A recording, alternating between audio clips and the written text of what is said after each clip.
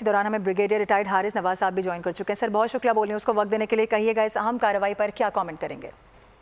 देखिए, ये एक ऑनगोइंग प्रोसेस है। जाहिर है कि सीनियर अफसर को अरेस्ट किया है, उनके साथ जो भी एसोसिएट्स होंगे, जो उनकी मवानत करते होंगे, उन सबको लिया जाएगा। क्योंकि जिस चीज़ ने भी इस चीज़ में हिस्सा लिया, दे वायलेटेड पाकिस्तान मिलिट्री एक्ट और डिसिप्लिन की खिलाफ वर्जी की है, इसके खिलाफ कार्रवाई होगी। और हो सकता है इसके अलावा और भी नाम आए, लेकिन अभी जो 3 आए हैं, अरेस्ट करने का मतलब है कि उनके मुतालिक बहुत प्रोसिक्यूशन की एविडेंस मौजूद है, उनके खिलाफ कार्रवाई हो सकती है।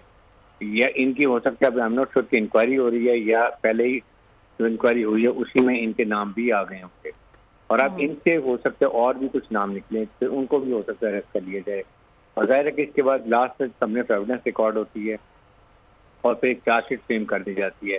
ये चार्जशीट जज एडवोकेट ब्रांच हमारी जीएसटी में होती है, जिसमें लॉ एक्सपर्ट होते हैं और वो देयर यूनिफॉर्म पीपल, इसमें 2 स्टार होता है एडवोकेट जनरल। तो वो इसको वेट करते हैं। जब सारा वेट करने के बाद चीफ ऑफिसर इसको अप्रूव करते हैं, और फिर जब कोर्ट मार्शल भी होता है तो एक वहाँ का लॉ का ऑफिसर कानूनी प्रक्रिया को देखने के साथ मौजूद रहता है पूरे इस मार्शल के, ताकि तमाम कानून के तकाजे पूरे किए। सही है। अच्छा सर, जिस तरह से अभी हम गुफ्तगू कर रहे थे, तारिक रशीद साहब जिस तरह से बता रहे थे कि जिस तरह सुप्रीम कोर्ट की एक कार्रवाई होती है या आप हाई कोर्ट की एक कार्रवाई ले लें, जिस तरह से एक सुप्रीम जज होता है, फिर उसके अंडर काम करने वाले जज होते हैं, तो यहाँ पर भी इसी तरह से ये तमाम तर मामला होता है?